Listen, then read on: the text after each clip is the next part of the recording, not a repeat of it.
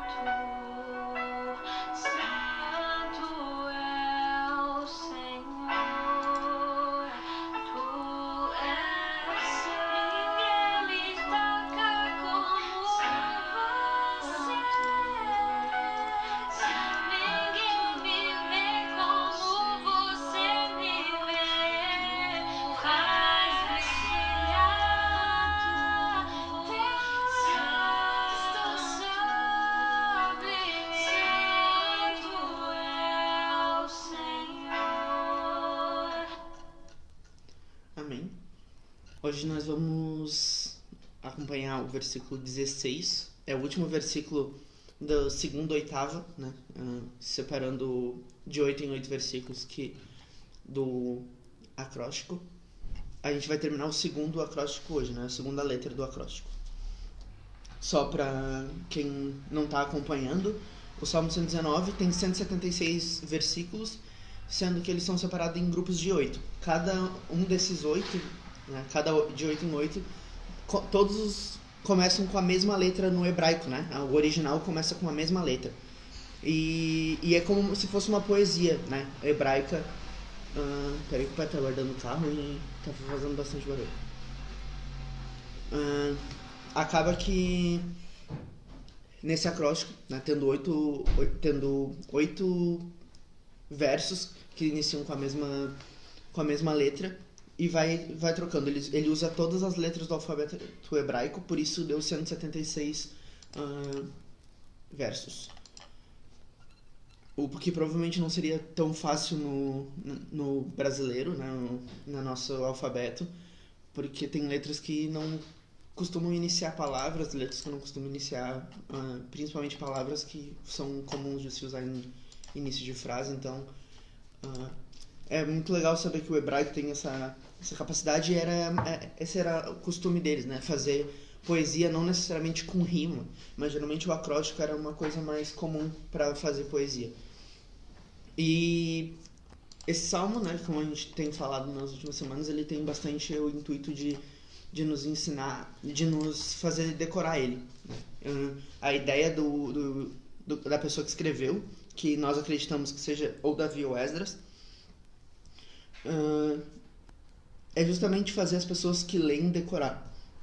Conseguir decorar 176 versos que exaltam a beleza e a importância da palavra de Deus. E não é diferente no versículo de hoje, né, o 16. Ele não tem muita diferença entre versões mais antigas, né?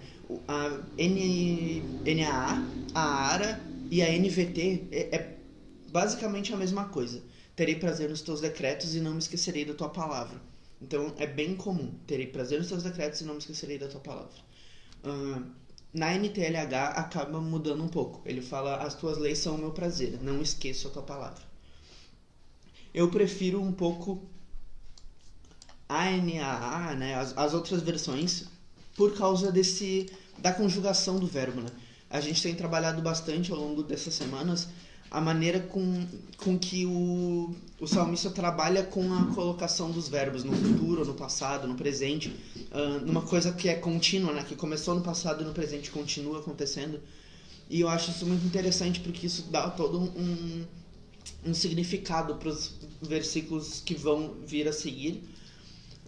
E infelizmente a NTLH não passou isso, então eu acabo preferindo esse não me esquecerei, né? Que fica para o futuro. E terei prazer também no futuro. Bom, para começar, né, falando sobre esses versículos, esse versículo, eu queria lembrar que assim, a gente não para de falar, como diz no versículo 13, a gente não consegue parar de falar, a gente está sempre falando e falando todas as coisas que nós entesouramos no nosso coração, como diz no versículo 14. E que a gente sempre fica pensando, meditando e refletindo sobre, como diz no versículo 16. Basicamente, mesmo sendo um poema onde todos os versos funcionam sozinhos, o Salmo 119 ele tem uma continuidade, ele tem um raciocínio lógico, principalmente dentro desses 8, né? Então, se a gente for pegar uma mensagem que venha do 13 até o 16, a gente vai entender que quando a gente tem como tesouro a palavra de Deus, nós não vamos deixar de falar dela e não vamos deixar de pensar nela. Mas a gente sabe que muitas vezes a nossa memória acaba nos traindo, né? Quem nunca esqueceu onde deixou a chave, quem não esqueceu de algo que queria muito fazer e acabou só fazendo outro dia, porque no dia que era pra fazer não lembrou. Não porque tu não gosta, não porque tu não ama aquilo, mas às vezes porque tu tá tão na pressa, tão na correria, né? Nós vivemos o tempo da correria, a gente tá sempre dando essa desculpa. E não que seja mentira, mas a gente tá sempre colocando como prioridade aquilo que a gente está fazendo e aquilo que se apresenta pra gente. E às vezes a gente esquece de alguma coisa que estava planejada porque ela não está ativa, né, na nossa mente, e por não estar ativa a gente acaba deixando passar. A vida está acontecendo tão depressa que nós não conseguimos parar e pensar o que eu planejei para hoje, né? Isso é um bom exercício, inclusive, para a gente fazer, começar a nos manter dentro dos nossos planejamentos, fazer planejamentos e todo dia verificar onde é que eu estou deixando meus planejamentos de lado, onde que eu estou deixando as coisas se acumularem. Quanto mais coisas eu deixo acumular, mais difícil vai ser o próximo dia, né? Porque além de fazer as coisas daquele dia, eu vou ter que fazer as coisas do ontem também. Os versículos 13 e 14 apresentam atitudes que foram iniciadas no passado e que estão em continuidade, né? E que estão acontecendo ainda. Para dizer aqui, ele fala que com os lábios ele tem narrado, né, a palavra de Deus, e que ele tem... mais me regozijo. Ele fala que ele tem se alegrado mais tem sentido mais alegria com a palavra, com a vontade de Deus do que com as riquezas. Então, são coisas que têm acontecido, né? Ele tem sentido mais alegria nisso e ele tem narrado com a boca a vontade de Deus. Então, recitei e alegrei-me. E ela segue em algumas afirmações sobre o futuro, né? Que vem tanto no versículo anterior, o 15, quanto agora no 16. Que ele fala, meditarei, terei prazer, não me esquecerei. São coisas futuras, né? Então, mesmo que a nossa memória possa nos trair, a gente sabe que enquanto a graça de Deus estiver nos ajudando a fazer alguma coisa, nos capacitando para alguma coisa, nós podemos esperar e confiar que ela vai nos capacitar para fazer ainda mais. Muito mais, às vezes, muito mais do que a gente pode imaginar. Então, assim, quando a gente vê que a graça de Deus está nos mantendo firme nos propósitos de se alegrar e de recitar com a boca a palavra de Deus, a vontade de Deus, nós podemos ter certeza que a graça de Deus vai nos ajudar a nos alegrar, a ter prazer e a meditar nessa palavra que nós temos falado, narrado, sabe? Uma coisa interessante, né, adiantando um pouco que eu vou falar mais pra frente, é que ações reiteradas ou repetidas muitas vezes se tornam hábitos, né? Então, se a gente ficar narrando com os nossos lábios a palavra e buscando nos alegrar com a palavra, eventualmente essas atitudes que nós estamos reiterando e repetindo vão se tornar hábitos, né? Ao invés de se alegrar, tu vai ter prazer, vai ser uma coisa prazerosa para ti sempre, ativamente. Tu não vai precisar ir para a palavra para se alegrar com ela. Tu vai estar meditando nela o tempo inteiro e essa alegria vai ser constante, não vai ser uma alegria que o sentar na frente da Bíblia e ler vai te dar prazer, porque o tempo inteiro a palavra vai vir na tua mente, o Espírito vai te lembrar e vai te ajudar. Como a gente disse, sabemos que se a graça estiver nos capacitando para fazer algo, podemos esperar e confiar que ela nos capacitará para fazer ainda mais. E o reflexo disso está justamente nesse trecho desse acróstico, né? Dessa parte do acróstico.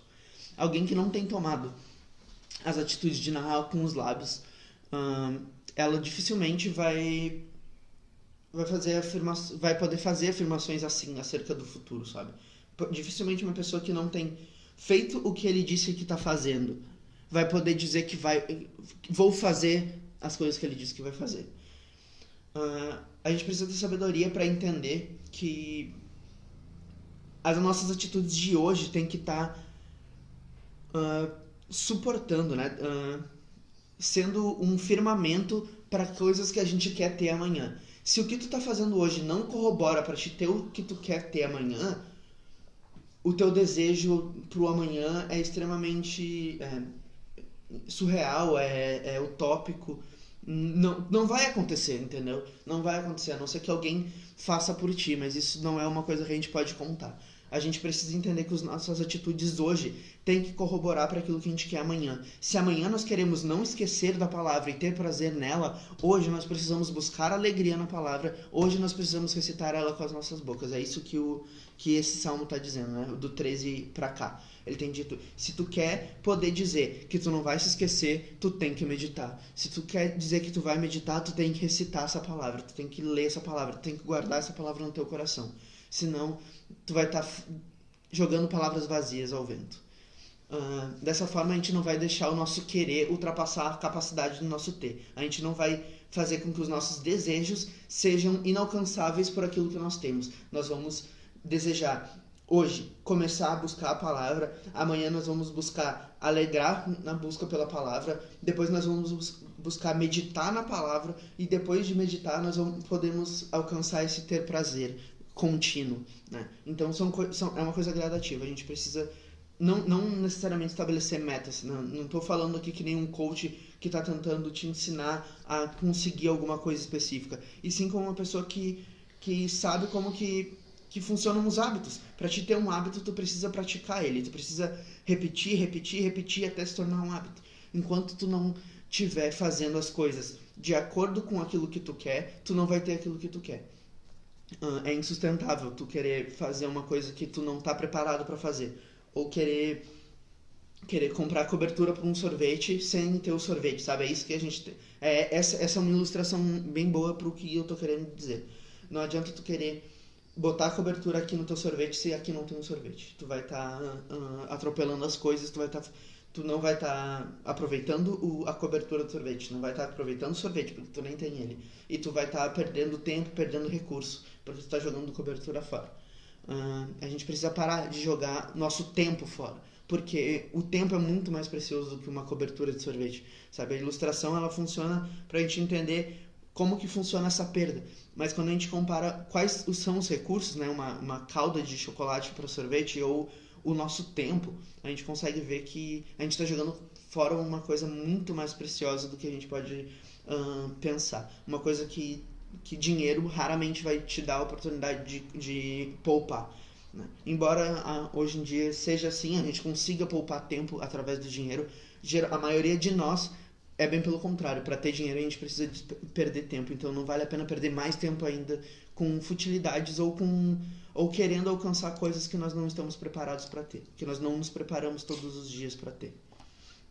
Eu vou dar um oi para quem não tá aí, a Josi, o pai tá assistindo, a Maria Hinkel, a mãe, o tio Ayrton, a Kelly. Essas são as pessoas que eu vi que entraram. Se mais alguém entrou, me avisa, que daí eu dou um oi. Também tá. O presbítero Valdeli. Comentem que eu não sou nenhum teólogo muito experiente, então a ajuda de vocês vai ser muito bem-vinda. Eu vou ficar bem feliz de ter o comentário de vocês acrescentando nesse estudo. O Jacemir, a mãe falou, mas eu não tinha visto ele. Eu achei que ela só tinha marcado ele. Mas que bom de ter aqui, Jacemir. Espero que vocês gostem da live, que ela fale com vocês como tem falado comigo ultimamente também. Enfim, aqui cheguei naquela parte do ações reiteradas e repetidas se tornam hábitos. E hábitos bem formados não são difíceis de fazer manutenção, né? A gente não é difícil a gente continuar todos os dias fazendo uma coisa que a gente já tem feito todos os dias há um ano, entendeu? Por exemplo, pessoas que jantam às 9 horas da noite, que é o nosso caso. A maioria das pessoas onde a gente mora janta lá pelas 6, 7 horas da noite.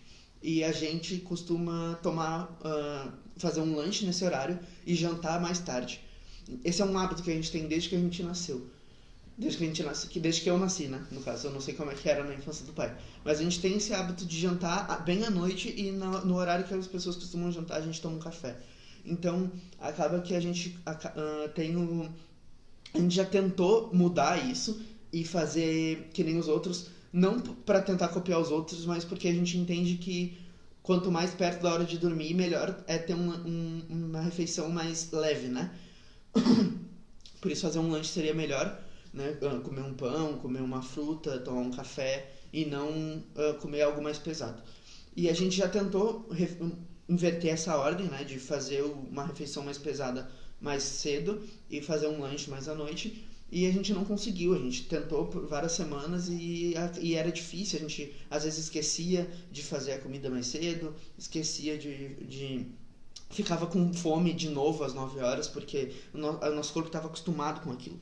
Então, hábitos que a gente não tem são difíceis de colocar em prática, mas hábitos que a gente forma e são bem formados, são difíceis da gente desfazer. Fazia 15 anos que a gente fazia isso todos os dias, então para mudar isso ia ser muito difícil, ia desprender muito tempo, o nosso corpo ia ter que se adaptar àquilo que a gente estava fazendo. Então, mas se a gente repetisse aquilo por meses e meses, uma hora a gente ia obter esse hábito.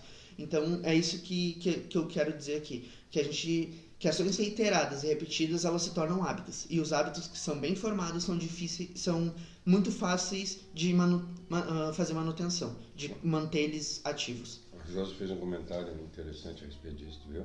Não, vou te falar. Até fazer falta. Já voltou. A neurociência diz que o cérebro leva 30 dias para criar um novo hábito. Então, 30 dias. Fazendo um negócio durante 30 dias, todos os dias, para o cérebro começar a assimilar que aquilo ali é um hábito, não uma coisa atípica, né? Então, é complicadinho.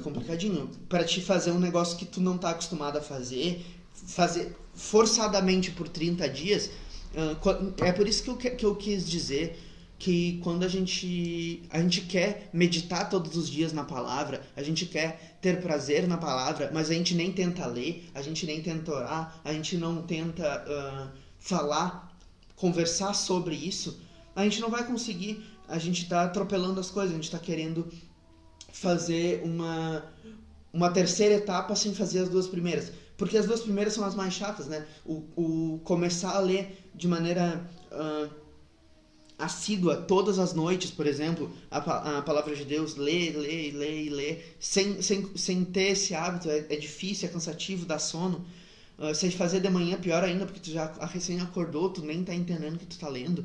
Então, esse hábito é muito difícil de tu pegar, mas fala com uma pessoa que faz isso todos os dias, tanto que faz de manhã quanto a que faz de noite. A que faz de manhã, essa leitura que tu nem consegue fazer porque tu tá com sono, é o que acorda essa pessoa e anima essa pessoa pro dia dela. E a pessoa que faz à noite não consegue dormir se não estiver fazendo isso, sabe? A gente vê que os hábitos que são bem formados, eles são difíceis de cortar. E os hábitos que não existem, são muito difíceis da gente estabelecer. Então a gente precisa trabalhar nisso.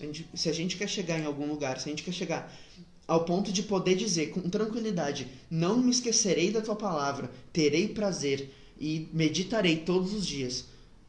Para a gente fazer isso, a gente precisa começar a trabalhar para adquirir esses hábitos. Não vai ser fácil, mas vai ser muito gratificante. A gente já leu algumas vezes o versículo entre o 97 e o 100, que fala que por meditar na palavra de Deus, o salmista conhece mais que os mestres dele, sabe mais que os idosos e conhece mais do que todos os inimigos dele, porque ele tem meditado na palavra e a palavra está sempre com ele. Mesmo isso que é interessante, ele não precisa ler a palavra. Essa parte de ler a palavra todo dia é um hábito dele, ele continua lendo, mas para meditar na palavra ele não precisa estar com a Bíblia aberta, porque a palavra está na mente dele, sabe? Ele guardou no coração dele e está ali, e ele consegue meditar nela o dia inteiro, ele não precisa estar com a Bíblia aberta. Isso é maravilhoso. E pra gente chegar lá, assim, são pelo menos, fisicamente falando, são 97 versículos até chegar lá. Mas um trabalho mental, psicológico, neurológico, puxando pro que a Josi disse, é bem mais complicado. Mas vale a pena. A gente precisa fazer isso. As coisas não vêm, as melhores coisas não vêm de maneira fácil.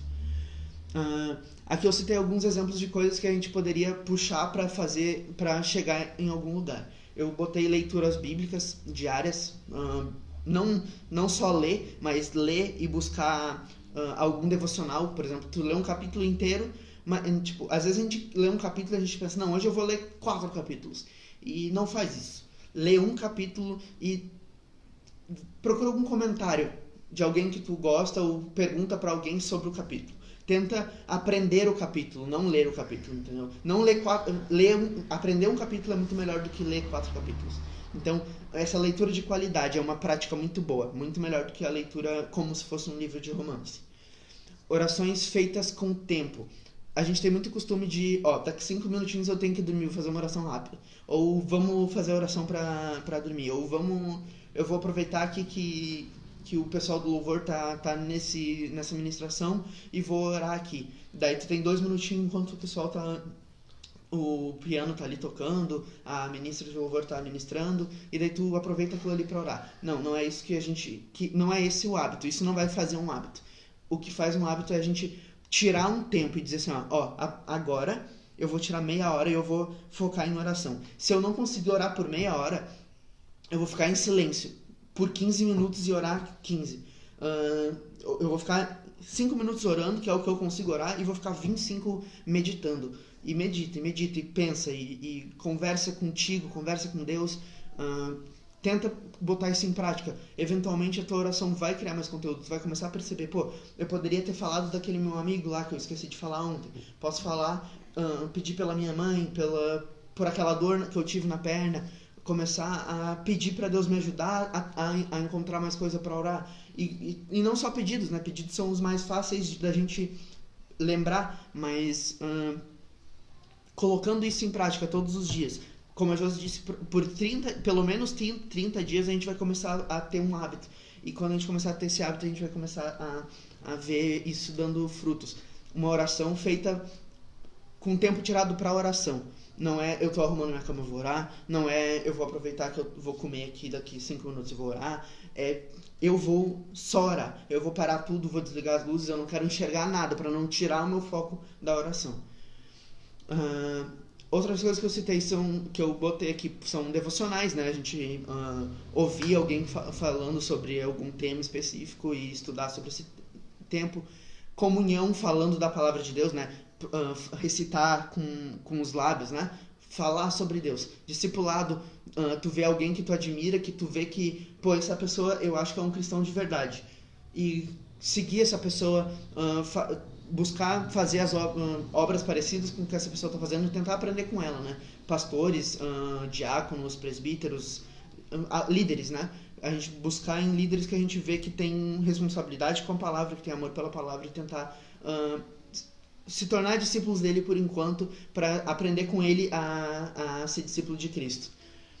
Evangelismo é muito importante e tem várias outras coisas que a gente pode fazer para vários outros hábitos que podem nos levar a ter esse momento de prazer com Deus, eventualmente, de ter essa meditação diária. São coisas que a gente vai começar a pensar, porque tu vai estar lá no teu trabalho e tu vai pensar, pô, o que será que aquele cara que eu tô sendo discipulado vai fazer hoje? Ou, pô, que devocional do que eu vou fazer hoje? Do Sermão do Monte, de Salmos. Isso aqui que a gente está fazendo basicamente é um devocional, né? A gente tá toda semana estudando um versículo.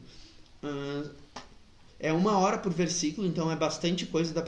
A gente está mostrando que dá para tirar muito conteúdo desse salmo. Tem 176 versículos. Ele já é um salmo demorado de ler e de estudar. Se a gente fazer 1 hora cada versículo, e às vezes falta, né? Geralmente falta, a gente passa 20 minutos, meia hora, a gente acaba vendo que tem muito conteúdo para tirar aqui.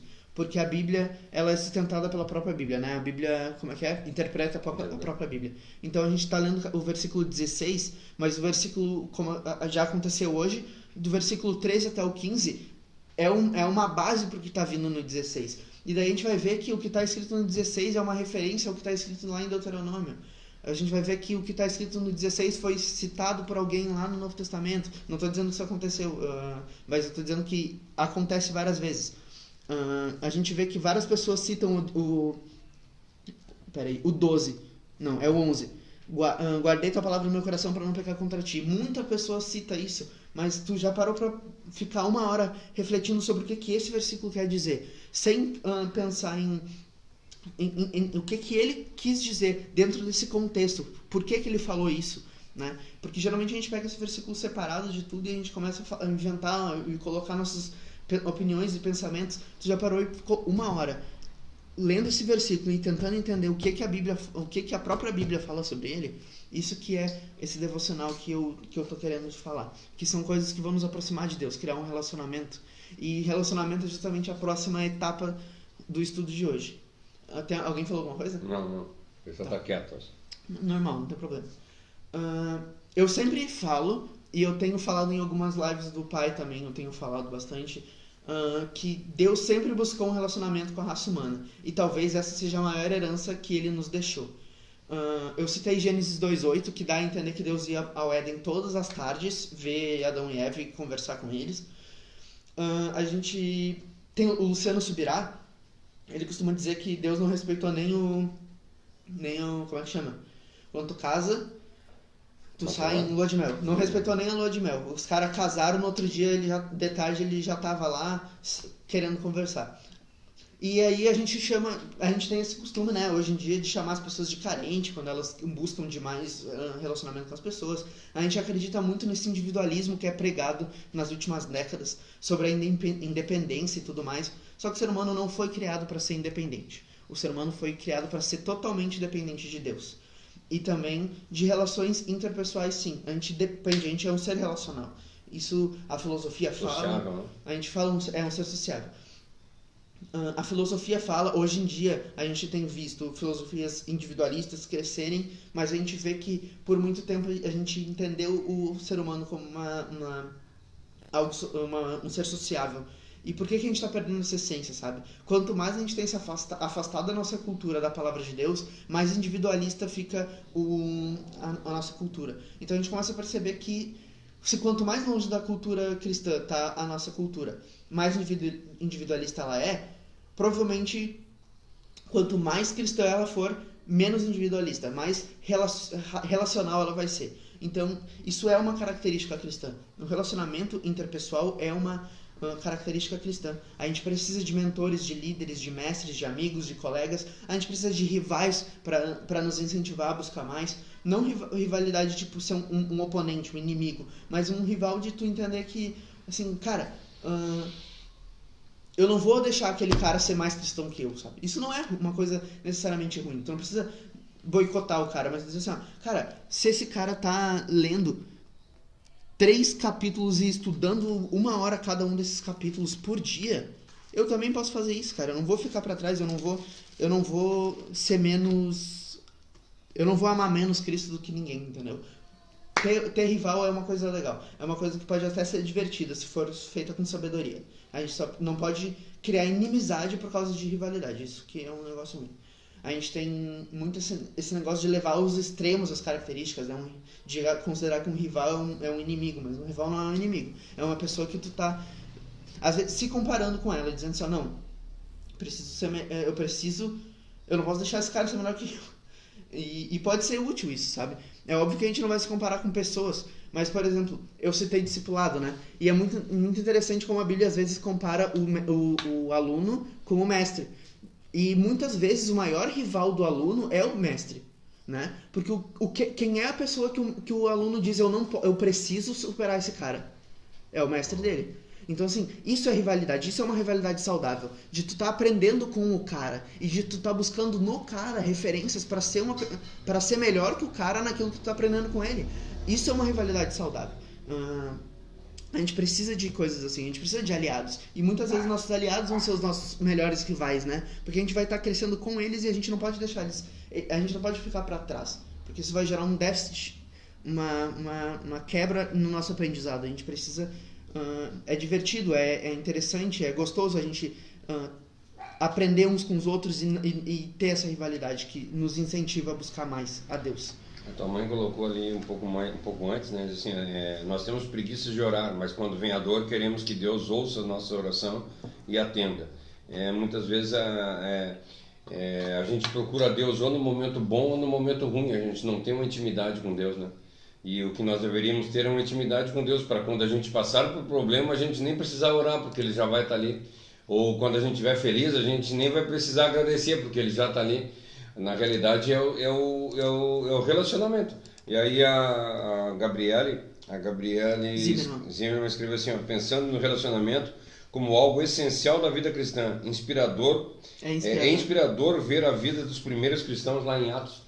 A gente vê lá em Atos, lá eles, diz que todos os dias eles se reuniam e se alegravam na presença de Deus. E nós vemos que eles não se reuniam para fazer culto, né? Eles não se reuniam para aprender. Não, eles se reuniam para confraternizar, eles se reuniam para comungar, eles se reuniam para poder testemunhar a respeito das coisas que eles tinham feito durante o dia. Mas é aquilo que o próprio Salmo fala, né?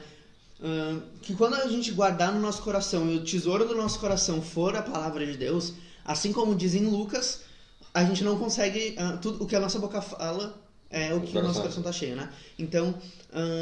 nessas comunhões, se eles tinham a palavra de Deus no coração deles, o assunto era esse. Eles louvavam a Deus sem, como eu falei, sem sentar na frente de uma Bíblia e ficar lendo a Bíblia um pro outro. Mas tu não só conhecer a Bíblia, mas tu buscar assim, pô, cara, eu tava lendo esses dias e tal coisa me deixou um pouco confuso, não sei se eu entendi direito. Daí o outro cara que conhece um pouco mais sobre a cultura judaica, ele vai dizer assim... Pô, é que isso aqui, lá naquela época, significava tal coisa. E esse aprendizado mútuo vai acontecer, entendeu? Um vai ser uma pessoa mais habilidosa e mais que tem mais facilidade, né? Tem um dom maior de amor, de ensinar. Outro vai ter um dom maior de obter conhecimento, de adquirir conhecimento. E esse vai ser... E, tipo, a gente vai se conectar, vai vivendo em comunhão. a gente vai ser um corpo completo. Porque nós não somos completos sozinhos, por isso que o homem é um ser relacional. Porque sozinhos nós não somos completos. Eu gosto muito do texto em Hebreus 11, lá no finalzinho, ele fala que essas pessoas foram levadas cedo, antes da hora, para que elas não cumprissem, né? Os heróis da fé, no caso, né? Que o Hebreus 11 fala dos heróis da fé. Que eles foram embora antes, eles foram levados por Deus antes, porque Deus não queria que se cumprisse neles a promessa. Porque não era para ser cumprido neles como pessoas, e sim em nós. Sabe? Não era pra ser cumprido nesse cara, é pra ser cumprido nesses caras. Então eu não posso deixar se cumprir nele agora. Ele não vai ser santo agora.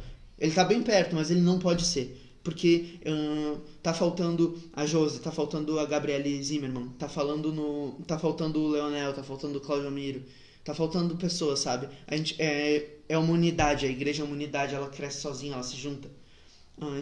Essa tua fala é inspirada no Cortella. Estar cercados de pessoas que sabem menos que nós faz com que nós nos contentemos com o que sabemos. Quem sabe mais ou quem pensa diferente nos anima a querer aprender mais. Com certeza, quando a gente... A questão não é nem essa, assim, saber menos. Se a gente entender que as pessoas podem saber menos do que aquilo que a gente sabe, do que aquilo que a gente gosta de aprender, e a gente buscar daquelas pessoas aquilo que a gente gosta, com certeza vai ser uma coisa improdutiva. Opa, a live tá em pé? Tá funcionando. Tá normal. Só caiu aqui, então. A minha internet deve estar ruim. A gente vai começar a ver que, tipo, pô, essa pessoa não me dá mais frutos daquilo que eu sou bom. Eu quero mais frutos disso. E se tu quiser realmente uma pessoa que te acrescente naquilo que tu já é muito bom, tu não pode pegar com qualquer pessoa. Tu tem que conversar com pessoas... pessoas que conhecem mais, talvez mestres, talvez doutores naquele assunto, que vai te acrescentar. Mas se tu começar a ver que as pessoas, por mais que elas não entendam, por exemplo, tanto de grego quanto tu, que tu é um baita de um estudante de grego original, a gente começa a ver que assim, pô, ela entende mais de hebraico do que eu, talvez eu possa aprender com hebraico. Só que se a gente ficar preso no grego, a gente nunca vai valorizar as pessoas, né? A gente precisa saber valorizar as diferenças de conhecimento, porque algumas pessoas vão ter mais conhecimento relacional, outras pessoas vão ter mais conhecimento teórico, né? Então a gente pode trocar, é justamente essa troca, sabe? Quando a gente quer aprender mais, a gente precisa falar com doutores, com mestres. Mas quando a gente começa a ver que tentar buscar nas pessoas qualidades nelas, a gente vai começar a ver que todo mundo tem algo a oferecer. Todos têm conhecimentos diferentes e que a gente pode aprender uns com os outros, sabe? Às vezes a gente pode aprender até sobre humildade com uma pessoa que mesmo sem conhecimento nenhum e com dificuldade de aprender, ela está sempre se submetendo à comunhão, se esforçando e tentando, e essa perseverança pode ser aprendido, sabe? A gente sempre pode encontrar nos outros maneiras de dizer assim, pô, aquele cara ali, ele se comunica muito bem, cara. Eu tenho 10 vezes mais conhecimento que ele, mas ele consegue ensinar 10 vezes mais do que eu. Como que isso é possível? Porque aquele cara, ele tem uma didática boa. Então, tu não pode descer do teu salto e dizer assim, eu vou aprender a ensinar com esse cara. Eu posso saber mais do que ele, mas o meu conhecimento está sendo inútil na minha mão. Eu preciso ou ajudar ele a ensinar, passando meu conhecimento para ele, ou aprender com ele como ensinar, para conseguir passar o meu conhecimento de uma maneira mais efetiva. Então, tem várias maneiras da gente melhorar a maneira com que a gente se relaciona com as pessoas. E é a forma de... vamos botar treino, né? Tudo é a forma de treino. Certa vez eu li um texto a respeito de, por exemplo, uma bolinha de tênis na minha mão não vale nada, uma raquete na minha mão não vale nada. E uma raquete na mão do Guga é um material espetacular. Uma bola de futebol no meu pé não tem utilidade nenhuma. Já no pé do Ronaldinho, do Pelé, teve muita coisa boa. E mesma coisa, às vezes nós temos conhecimento, né, é o que nós cansamos de falar, nós temos conhecimento a respeito da palavra de Deus, ao qual, sério, um conhecimento a respeito da palavra de Deus não nos traz nada de bom. A única coisa, o conhecimento, não é o conhecimento que vai modificar, é a sabedoria. Nós temos que ter eu já fiz um comentário a respeito do que eles fizeram, um monte de pessoas se reuniram, um monte de pastores se reuniram para fazer exposição a respeito de João 3,16. né? Que Deus amou o mundo de tal maneira. E aí foi um lá, o cara tinha uma baita de uma lábia, o cara conversou, explicou bem, o outro foi lá e explicou bem. Vários mestres foram lá e explicaram João 3,16. E aí chegou lá um senhorzinho que não tinha conhecimento nenhum, não tinha conhecimento nenhum, no caso, né? Sim. E aí ele falou a respeito de João 3,16 e no fim o preleitor lá do evento chegou, subiu lá em cima e disse assim: até agora nós ouvimos muitas pessoas falarem a respeito de João 3,16, pessoas que conhecem João 3,16, e agora nós acabamos de ouvir uma pessoa que conhece o cara que escreveu João 3,16. Então, o interessante não é que nós conheçamos a palavra de Deus, mas nós conhecemos o Deus da palavra. Isso que é o Eu tenho falado muito nas quartas-feiras que quando a gente vê aqui que ele fala lei, preceitos, decretos, caminhos, mandamentos, etc, várias palavras, e todos eles se referem à lei, né? A Torá, basicamente, digamos assim. Mas em nenhum momento ele está dizendo que a lei é uma coisa maravilhosa, porque são leis, mas sim dizer assim, cara, essa lei Deus nos deu para mostrar qual é a vontade dele. Mano, essa lei é a vontade de Deus, cara. Eu preciso seguir isso, porque é a vontade de Deus. Tu não ama a lei porque ela é uma lei. Tu não ama o Código Civil, tu não ama Oxi, esqueci, pai, o negócio lá, a Constituição. Tu não ama a Constituição, porque são só leis, são feitas por um bando de homens que não tinha nada pra fazer e quis mandar na vida dos outros.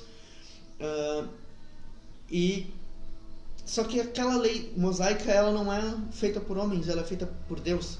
E é justamente esse ponto de amar a lei, porque tu pensa, meu Deus, tu me deu isso aqui. Isso aqui é a tua vontade expressa em forma de lei, sabe? Tu ama a lei por causa de quem escreveu, não pelo que ela diz, sabe? O que ela diz é só um deleite pra ti, porque tu vai dizer, meu Deus, é isso que Deus gosta, eu preciso começar a gostar disso também, sabe? A gente vai começar a se apaixonar não pela letra, e sim por quem escreveu aquilo. Isso que é maravilhoso. Corroborando um pouco pro que o pai falou, no versículo 11, se vocês forem procurar no YouTube a gente falando sobre o versículo 11, eu disse que muitas vezes o conhecimento da palavra nos traz peso e não coisas boas, né? Então, se a gente não tiver sabedoria e saber aplicar esse conhecimento, se a gente não souber praticar esse conhecimento, pode às vezes ser um peso, pode ser uma catapulta pra gente se alavancar direto pra arrogância pura. Então a gente precisa ter sabedoria quando a gente busca conhecimento, senão a gente vai jogar esse conhecimento fora. Vai ser um conhecimento que vai ser usado como arma, e conhecimento não é arma, conhecimento é uma ferramenta. Vou continuar, né?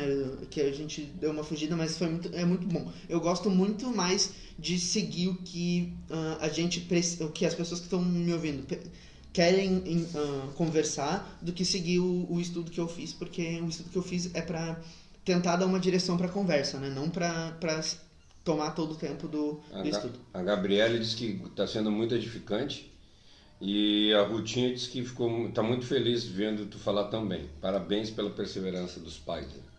Isso aí foi pra ti, né? Não, e pra mim. pra ti, né? Mas assim, eu tô sendo muito edificado também. A Rutinha foi tua professora, né? Sim, acho que sim. A tua professora lá da escolinha dominical. Acho que sim. Tá sendo muito edificante pra mim também. Eu sei que eu falo de uma maneira bem menos formal. O pai, se vocês forem ver a live do pai, ele fala bem mais formalmente. Eu uso bastante cara, mano, essas coisas assim. Mas eu tô tentando maneirar nisso, se vocês quiserem. Espero que em breve eu consiga cortar essas manias de fala, assim. Mas eu acho que às vezes é bom pra tentar mostrar que a gente não precisa ser formal pra falar da palavra de Deus. A gente pode conversar, é uma conversa normal. A ideia disso aqui é justamente mostrar que a gente pode conversar sobre a palavra de Deus, né? E não esquecendo as pessoas que estão assistindo aí agora, aproveitem, falem, vocês podem comentar a respeito do assunto, vocês podem fazerem perguntas, vocês estão livres para... isso aqui não é uma aula, isso aqui é uma conversa, então a participação é extremamente interessante. E ela é uma live interativa, então nós estamos...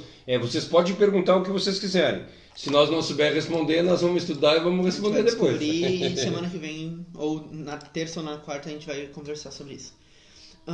Eu queria ler Tiago 1:27, que diz: a religião pura e sem mácula para com nosso Deus e Pai, é visitar os órfãos e as viúvas nas suas aflições e guardar-se incontaminado do mundo.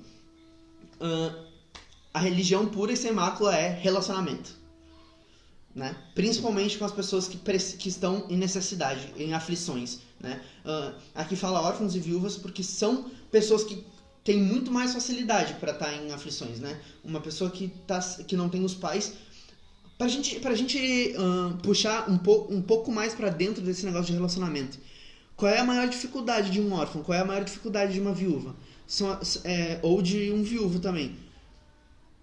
Tu tem um relacionamento onde tu tem interdependência, de certa forma, no casamento, né, de certa forma, e totalmente na relação pai e filho, e tu perde essas pessoas, sabe? Teus pais morrem, ou teus pais somem, teu marido morre, teu marido some, tua mulher morre, tua mulher some.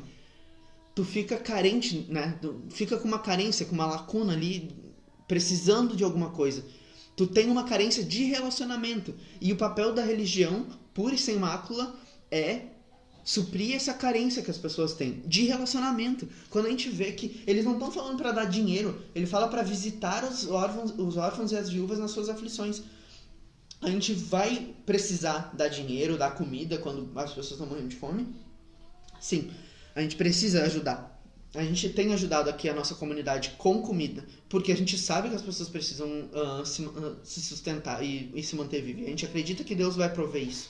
Só que a grande necessidade humana não é pão, e sim relacionamento, né? A grande necessidade carnal, né? A nossa grande necessidade como humanos é relacionamento.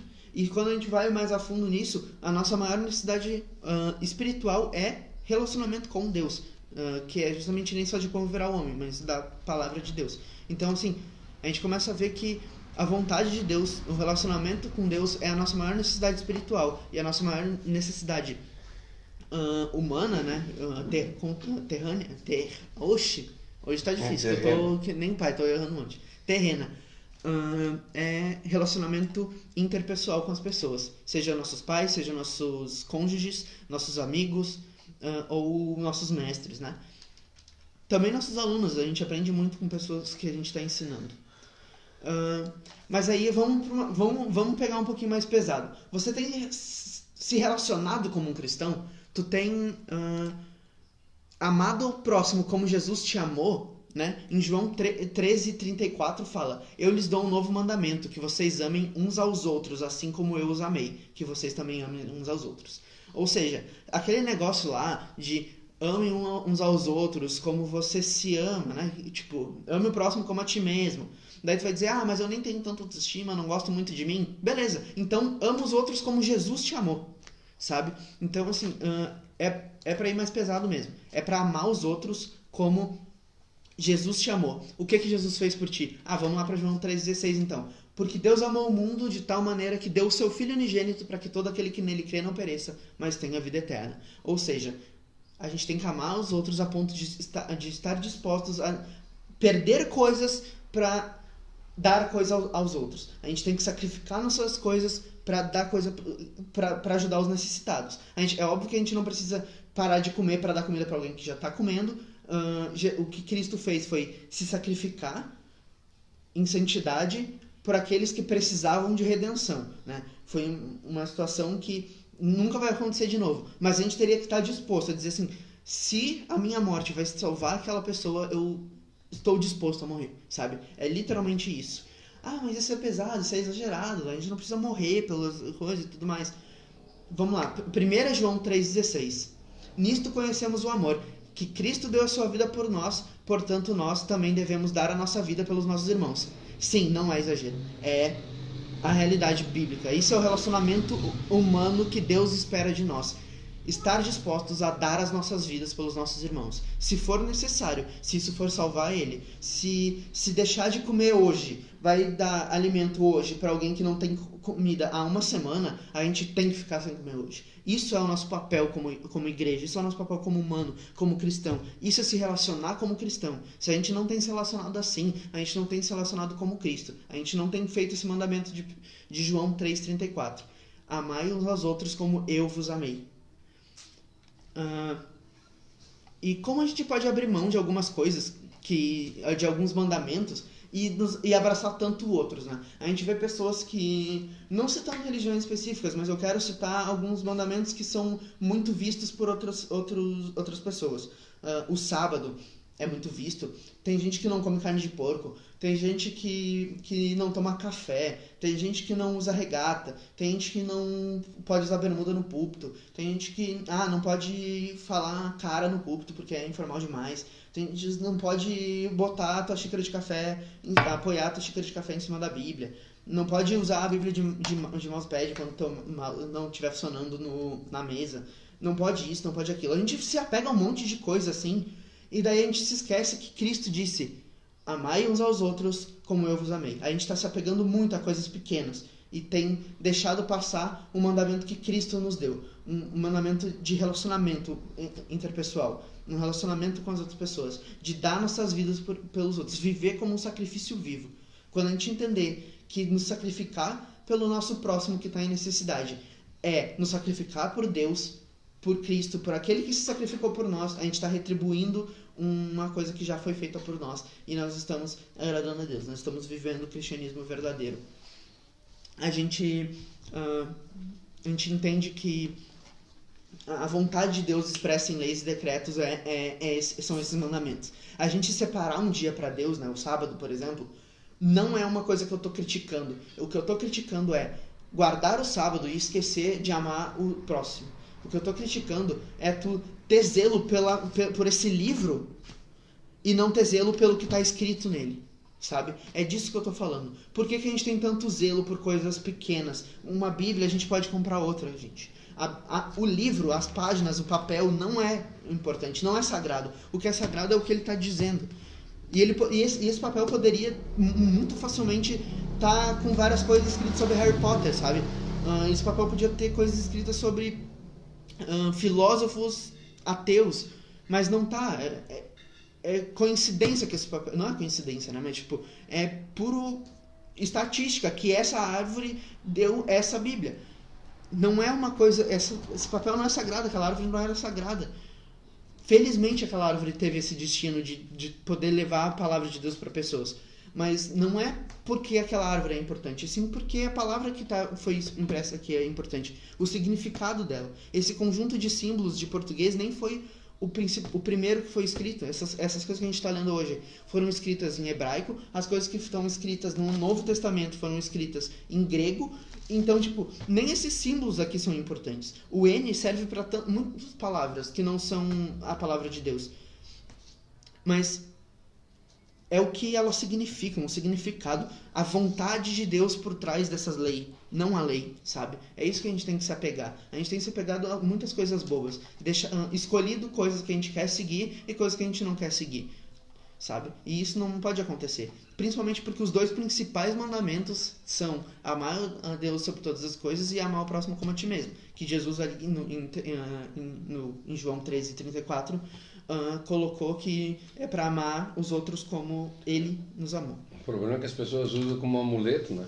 Inclusive até a própria Bíblia, às vezes os caras santificam a Bíblia, né? Então nós vemos que na realidade a gente vem de uma cultura que a gente costuma dizer uma cultura da Igreja Católica, uma cultura que, por exemplo, a gente vê na Igreja Católica a reverência que eles têm. Eles têm uma reverência, por exemplo, eles se ajoelham de frente para o altar e eles dão muito valor ao altar em si, entende? E o altar é uma coisa santa. Na realidade, o altar não é santo. Mas do que? Isso vem do judaísmo, por causa que o altar é uma coisa sagrada. Nós vemos o templo é uma coisa sagrada. Não, os islâmicos, eles sempre que eles vão orar para Alá, eles se viram na direção de onde fica o templo. Então, assim, a mesquita. Esse zelo pela religiosidade pode até ser tóxico, né? Sim. Muitas vezes. Porque acaba cegando a gente pro que importa, que é o relacionamento. Usa, por exemplo, que tu usou a respeito da Bíblia. Aí a pessoa usa a Bíblia de amuleto. Na realidade, tu entra dentro da casa da pessoa, a Bíblia está lá em cima do armário, lá sei aonde que ela está, e ela é reverenciada. Tu reverencia a Bíblia e não, é o que nós estamos falando. A gente reverencia a palavra de Deus e não o Deus da palavra.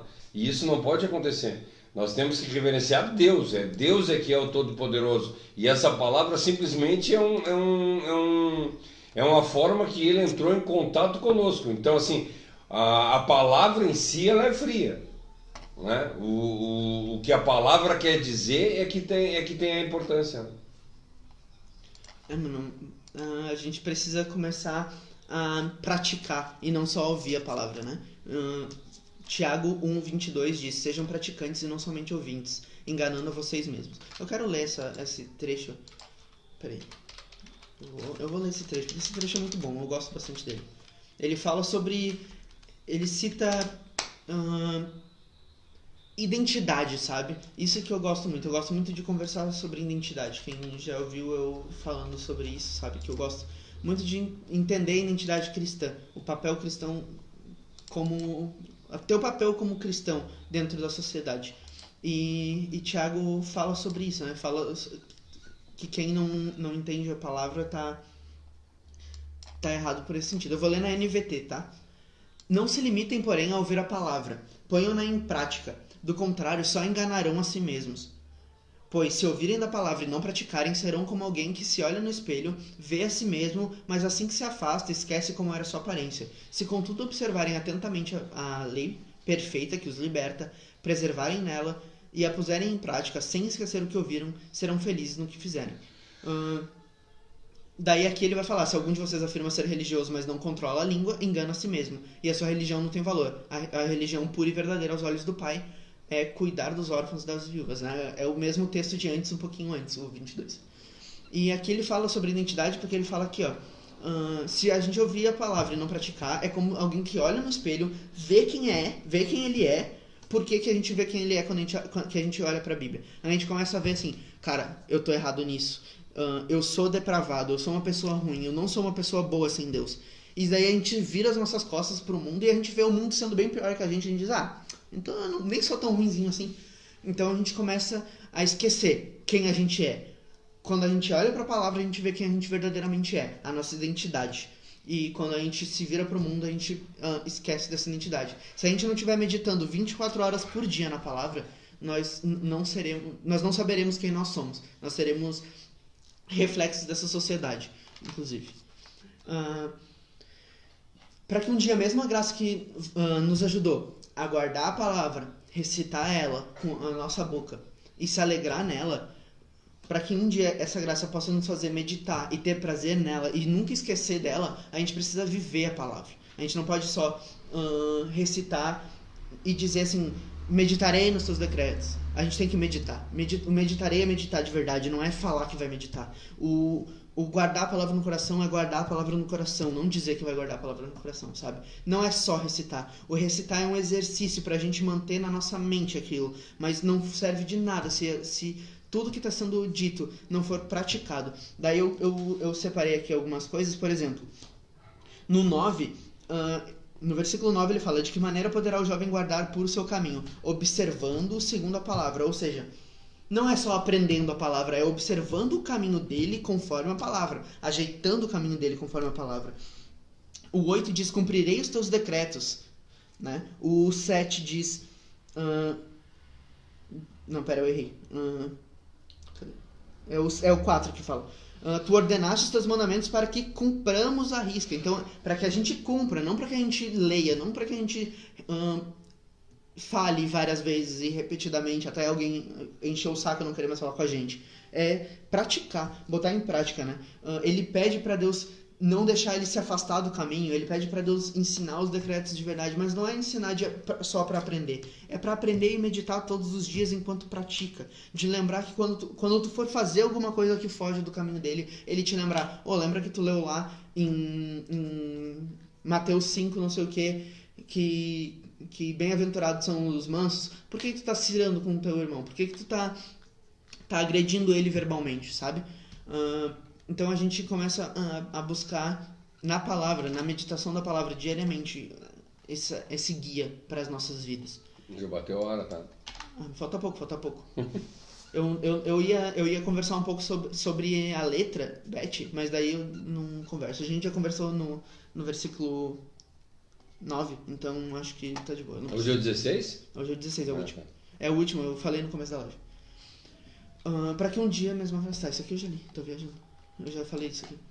Reiterar atitudes até que a graça torne essas atitudes hábitos cristãos é o nosso papel hoje. Para que a gente possa ter hábitos cristãos, a gente precisa começar a praticar e, além de praticar, meditar na palavra e dizer para Deus, me ajuda, porque eu sei que não vai ser fácil. Eu sei que sozinho, em menos de uma semana, eu já parei. Então me ajuda a tornar isso aqui um hábito.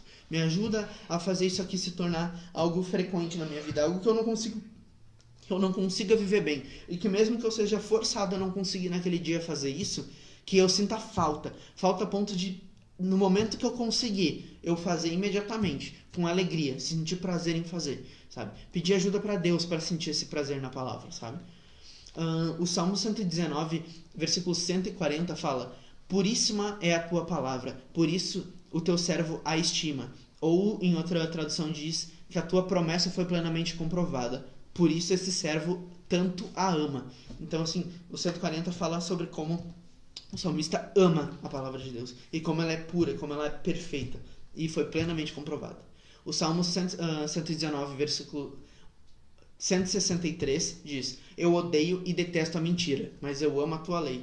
São 2 versículos que mostram o amor do salmista pela palavra de Deus. Não por ela ser uma lei, mas por ela ser a vontade expressa do Deus que ele tanto ama, que ele tanto adora. O convite que fica hoje, eu sempre tenho tentado deixar um convite para as pessoas que estão assistindo a live, é justamente pedir ajuda para o Espírito Santo mudar os nossos hábitos, né? Mudar os hábitos ruins que a gente tem para hábitos bons. E para a gente fazer isso, primeiro a gente precisa começar a forçar algumas atitudes, como orar, como ler a Bíblia, como fazer devocionais, discipulado, como ter comunhão falando da palavra de Deus com os nossos irmãos. Buscar. A gente precisa buscar e a partir desse momento a gente começar a orar dizendo: Espírito, me ajuda a mudar minhas práticas até que se tornem hábitos. Até que eu possa dizer que eu não vivo um dia sem ler a tua palavra. E se eu viver um dia sem a tua palavra, vai me fazer uma falta tremenda.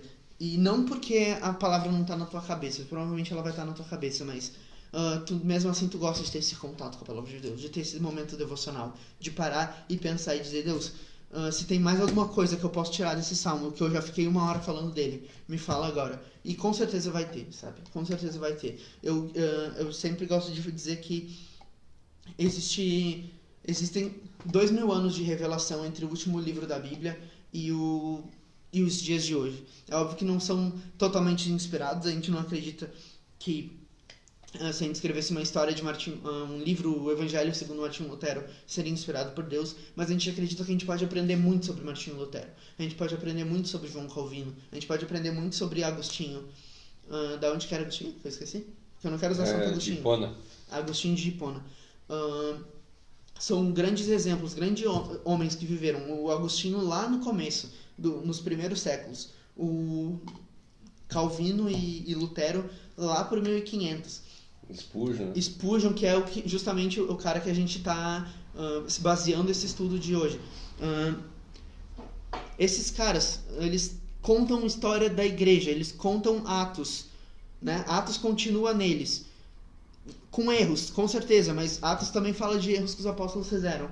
Então a gente precisa entender que tanto esses erros quanto os acertos que a gente tem registro desses caras servem pra gente aprender. servem pra gente honrar essas pessoas, de realmente citar Lutero não porque ele merece ser glorificado ou santificado, mas porque a gente entende que graças a esse cara a gente conseguiu voltar a trilhar o caminho, a doutrina dos apóstolos. É graças a João Calvino que a gente entendeu que a gente coisas que Paulo já tinha dito, coisas que Agostinho já tinha dito, mas que Calvino decidiu escrever assim, não, eu vou escrever esses 5 pontos aqui, que são as coisas que Agostinho e Paulo já falaram, mas eu quero deixar organizado para vocês. Eu sei que nem todo mundo concorda com 5 pontos, mas eu tô dando só um exemplo. Calvino podia citar Armínio também. É só porque eu me identifico mais com o Calvino mesmo. Mas são pessoas que são referências, que é bom estudar. É bom estudar Calvino, é bom estudar Armínio, mesmo que tu não concorde com um dos dois. Mesmo que tu não concorde com os dois, estuda os dois. São pessoas que viveram para Deus, são pessoas que buscaram glorificar o nome de Deus e dedicaram a vida delas para estudar a palavra de Deus. O Cleiton, esses dias, ele fez uma pregação ali na igreja a respeito da inspiração de Deus, né? Às vezes a gente acha que a Bíblia é divinamente inspirada. Mas a Bíblia é divinamente inspirada, mas hoje em dia o pregador que sobe lá no púlpito, ele é divinamente inspirado, porque ele está falando a respeito da palavra de Deus de acordo com o que Deus quer que seja falado naquela hora. E quando ele fala lá para nós no Salmo 119, versículo 2, que fala a respeito dos testemunhos, ele não está falando dos testemunhos de Davi, é os testemunhos de Davi, de João Calvino, de Spurgeon, o testemunho do Leonel, o testemunho do Cláudio, os testemunhos que Deus nos dá. Os testemunhos ao qual nós podemos nos basear. Entende? Como tu falou a respeito de fazer andar junto com a pessoa, agora me sumiu a palavra. Discipulado. Fazer discipulado. Ou seja, tu pega uma pessoa ao qual tu diz assim, cara, eu gostei da vida daquele cara. Aquele cara, ele mostra que tem buscado a Deus. Eu quero andar com ele. E tu andar do lado da pessoa. Era isso que Cristo fez. Cristo pegou 12 caras para andar junto com ele. Isso é o discipulado. E assim nós temos que fazer. Por exemplo, se nós já temos... Paulo com Timóteo. Isso, exato, com Timóteo, com Silas, com Barnabé. Então, tu pegar pessoas, se tu ainda está aprendendo, tu pegar pessoas que saibam mais do que tu e andar com aquelas pessoas para te aprender. Eu, quando era novo, eu nunca gostei de andar com pessoas mais novas que eu. Sempre gostei de andar com pessoas que sabiam mais que eu. Eu não estou falando em idade, estou falando em conhecimento. Em conhecimento. E mesma coisa hoje ali na igreja. Tu tem que chegar do lado de uma pessoa que conheça. Pá, cara, esse cara conhece a palavra de Deus. Eu vou andar com ele. E vou buscar entendimento conforme ele tem. Ou se tu já tem conhecimento, faz ao contrário. Tu vai lá e tu pega pessoas e bota para andar contigo. Nunca fica parado. Por isso que a oração é nós colocar em ação aquilo que nós estamos pedindo a Deus. Então nós temos que ter ação. Se nós ficarmos parados, infelizmente vamos criar limo e naufragar. Cara, aqui uma menina não comentou na live, comentou em outro lugar. Aqui, o homem sem Deus diz que odeia a religião, mas faz de si mesmo um ídolo. Você não é livre quando não adora a Deus. Você só é um escravo de outro senhor que não é bom e justo, como o verdadeiro Deus. Sem Cristo você está caminhando para a condenação. Na realidade, isso assim, nós somos seres que estão submissos a alguém. Exatamente, era isso que eu queria dizer. A gente sempre vai criar esse relacionamento. E às vezes a gente vai criar um relacionamento com nós mesmos, com uma versão idealizada de nós mesmos, que às vezes vai nos decepcionar. Fala sobre isso no livro do Tim Keller, que eu cito bastante aqui, que ele fala que a pessoa que tem uma autoestima altíssima, ela tem um ego inflado.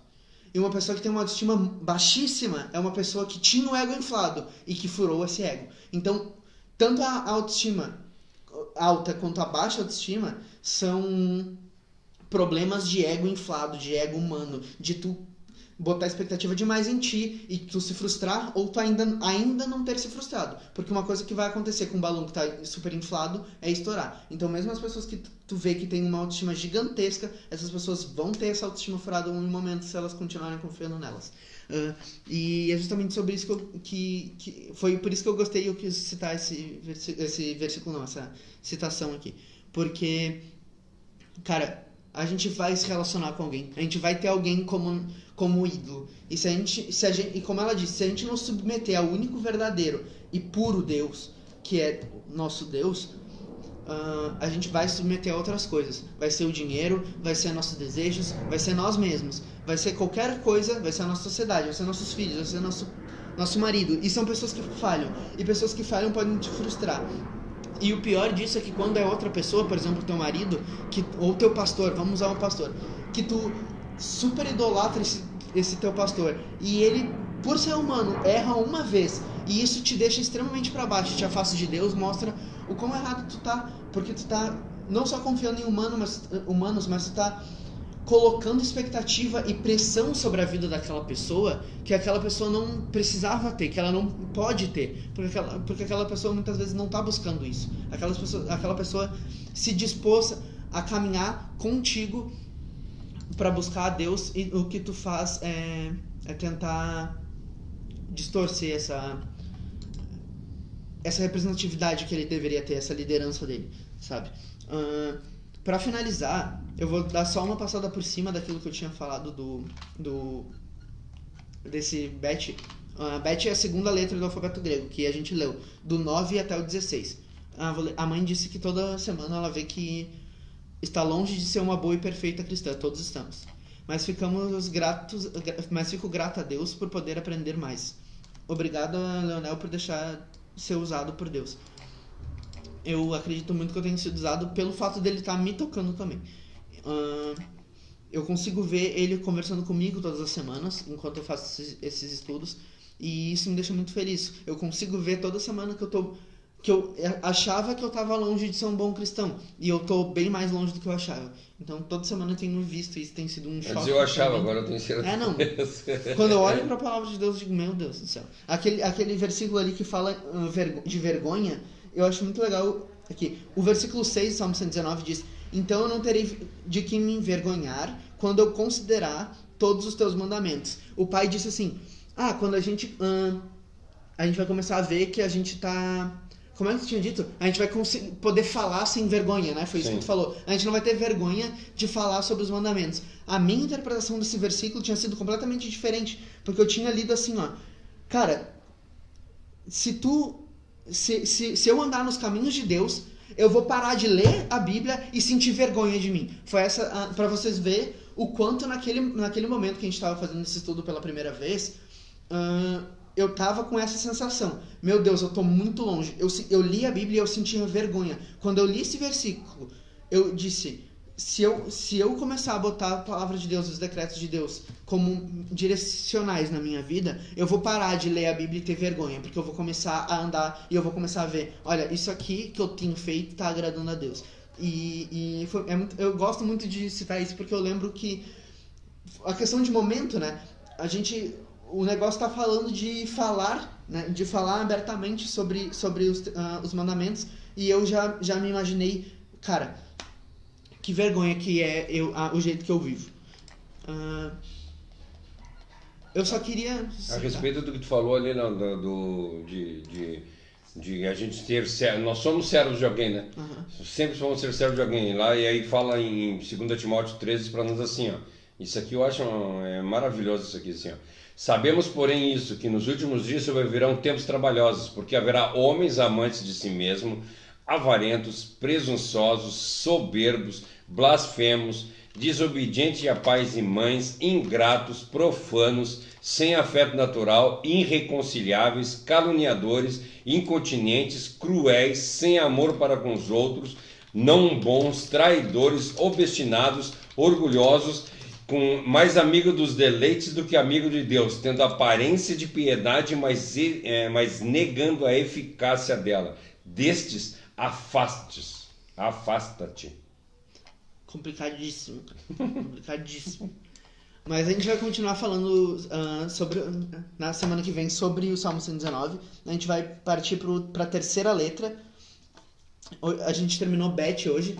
E eu só queria citar como que na letra Aleph, que é a primeira letra, os 4 primeiros versículos, eles foram uma introduçãozinha, né? Eles falaram como é feliz alguém que segue os teus testemunhos, como é feliz alguém que segue os teus mandamentos, tu fez os teus mandamentos para que a gente cumprisse, e quem não pratica iniquidade, segue seus caminhos, etc, etc. Vai falando sobre alguém que cumpre. E a partir dos 5, né, os 4 últimos, falam sobre a relação do salmista com o coisa. Ele começa a dizer, eu tenho cumprido, então eu vou ser feliz. Eu tenho feito isso, então tal isso. Obrigado por me fazer isso. Me ajuda a continuar fazendo. Me ensina a fazer melhor e tudo mais. E esse segundo conjunto, né, entre o 9 e o 16, todos seguem o mesmo padrão dos últimos 4 da primeira letra. Então, em todos eles, ele está falando da relação dele com a palavra. Seja pedindo ajuda para cumprir ela, seja dizendo que vai cumprir ela, ou glorificando ela, né? Eu até tinha feito uma listinha de que ele, em uma vez, ele louva ao Senhor, expressamente, nos outros versículos. Em 2 vezes, ele pede ajuda externa de Deus para cumprir os mandamentos. Ele fala sobre obediência, direta ou indiretamente, 3 vezes. Em 5 vezes, ele busca... ele fala que vai guardar a palavra de Deus na mente dele ou no coração dele, 5 vezes em 8 versículos, e em todos eles ele cita a palavra de Deus e a importância dela. Então, eu acho isso muito legal de a gente ver que em outros versículos o grande foco dele foi ressaltar a importância da palavra de Deus. Em segundo lugar, dizer que vai tentar memorizar e guardar ela. Depois, colocar ela em prática e depois dizer que mesmo tentando colocar ela em prática sem a ajuda de Deus, ele não vai conseguir. E por último, glorificando o nome de quem criou essa lei, né? Ele já está glorificando o nome de Deus todas as vezes que ele fala sobre a palavra. Mas uma vez ele louva especificamente o Deus que criou essa palavra. E isso vai continuar acontecendo. A gente vai continuar vendo que todos os versículos do Salmo 119, eles têm muitas palavras parecidas, muitos contextos parecidos, e a gente começa a ver, não é repetitivo 176 versículos que falam sobre a palavra de Deus e de uma maneira bem parecida. Daí a gente começa a ver que a gente consegue falar 1 hora sobre cada um deles, mesmo sendo parecidos, e extrair coisas diferentes. O Spurgeon, que foi uma pessoa que fez o estudo um dos estudos que a gente usa como base, ele fala assim, é simplório pensar assim, que é repetitivo, né? Algo na posição de cada versículo afeta o seu significado, de modo que mesmo que as suas palavras são quase idênticas com as de outro, o sentido é deliciosamente variado. Se não vemos a variedade infinita de sombras e de cores que tem nos pensamentos desse salmo, podemos concluir que nós somos daltônicos. E se nós não ouvimos as muitas doces harmonias, podemos julgar que os nossos ouvidos são insensíveis. Porém, não podemos acusar o Espírito de Deus de ser monótono. Ou seja, se a gente tem visto que esses versículos são iguais demais, e a gente não tem percebido a importância e a sutil diferença que tem entre cada um deles, e o quanto que a gente pode tirar de dentro dessa sutileza de significado, a culpa é nossa e não do Espírito. A gente não pode acusar o Espírito de monotonia. Muito profundo essas palavras. Essa frase é muito boa, né? O início é arrebatador. É simplório quem pensa assim. Tem coisinhas em cada uma que afeta o significado e torna rico. A gente olha a variedade, como ele falou ali, a variedade de cor. Por exemplo, tu pega o verde tem várias tonalidades. E às vezes ali está falando a respeito da palavra de Deus, cara, eu me maravilho lendo cada um dos versículos e cada um é completamente diferente um do outro. É totalmente igual, é o que a gente fala, por exemplo, tu tá falando a respeito do Salmo 119 e eu tô enxergando o Sermão do Monte. Eu faço a mesma coisa quando falo do Sermão do Monte. A gente, mesmo em versículos diferentes, a gente consegue perceber o mesmo significado, praticamente. Tudo é a mesma coisa, cara. Só que em versículos iguais a gente enxerga muita diferença.